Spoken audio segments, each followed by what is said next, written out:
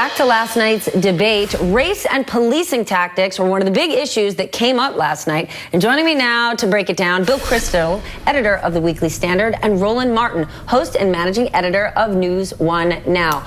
I want to begin, gentlemen, with the birther issue. Here's some of what Donald Trump had to say. Sidney Blumenthal works for the campaign and very close friend of Secretary Clinton. Blumenthal sent McClatchy, highly respected reporter at McClatchy, to Kenya to find out about it. They were pressing it very hard. She failed to get the birth certificate. When I got involved, I didn't fail. I got him to give the birth certificate. Roland, I want to start with you. Did Secretary Clinton miss an opportunity here to hammer just how insulting this is, to insult the first African-American president? I mean, that's what this is about. And this is at a time when Donald Trump is saying he's opening his heart and his mind to the African-American community. No, first of all, she did nail him on that, and the reality is he was the birther-in-chief. You saw Lester Holt say, wait a minute, you say it was presented in 2011, yet you continue for the next 5 years. Trump had no answer to that. He has no answer. What he should have done was answer this the same way she did the email question. Quick answer, move on, take the L. But his ego won't allow it, so she nailed him appropriately on this, and it does play well to her core voters, young millennials as well as African-Americans. Bill Kristol, Donald Trump was expecting this question. He said he was. Did his camp not prepare him from this when he gave this convoluted answer saying, watch Wolf Blitzer in the New York Times, who I normally hate, they maybe got it right? How did that happen? Well, his camp can prepare him all his camp wants, but he's there, and he does not like admitting mistakes. And he didn't in the case of the birther, and that's pretty disgraceful. I mean, Sid Blumenthal, in my opinion, is a total sleazeball, and the Clinton campaign may have even tolerated some underhand tactics in 2007, 2008. What kind of defense is that? That the other campaign did some bad things, and then I spent 5 years. Trump's now, sort of is proud of spending 5 years really hyping this issue, the birther issue. So I think that hurt Trump. I think the tax return issue hurt him the most.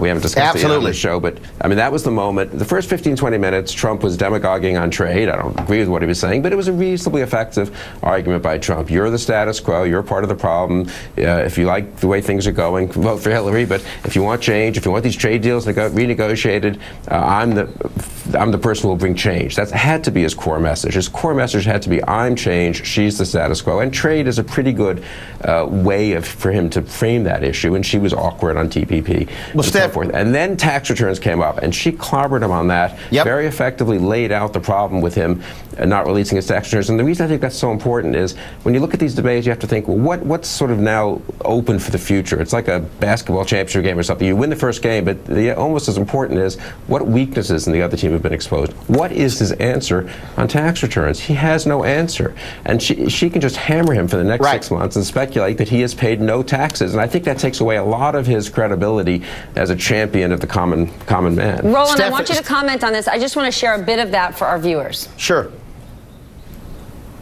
When she releases her 33,000 emails that have been deleted, as soon as she releases them, I will release my tax returns. Or maybe he doesn't want the American people, all of you watching tonight, to know that he's paid nothing in federal taxes. That makes me smart. If he's paid zero. That makes me smart. Roland. He messed up because he said, oh, I'll release it when she releases the emails, but you just said that you can't release it because you're on an audit, and Lester Holt pressed him on that. That was the opening. This was the moment in the debate where he then went unhinged, he lost his composure, and he went downhill from there. But to Bill's point, there are two other issues that you can add on top of the taxes. That housing comment, millions of Americans lost their homes. 53% of African Americans lost their wealth due to the home foreclosure crisis. He said, oh, that was good business. If I'm the Hillary Clinton camp, I'm putting out ads of people who lost their homes in Florida, in Ohio, in Pennsylvania, in North Carolina, and you're saying that was good for you? And one more, the point about screwing small business owners when he said, well, their work wasn't good. I would do the exact same thing. Go find those local business owners, small business owners with families and kids in college and say, Trump screwed them by not paying them. Those are bread and butter issues that play to the middle class and play to battleground states. All right, Bill Bill Kristol, Donald Trump had said even last night, African Americans and Latinos are living in hell. But when he was talking about his accomplishments on race or race relations, he brought it back to Palm Beach, a 96% white community, one of the richest towns in America. Take a look. Palm Beach, Florida, tough community, a brilliant community, a wealthy community, probably the wealthiest community there is in the world. I opened a club and really got great credit for it.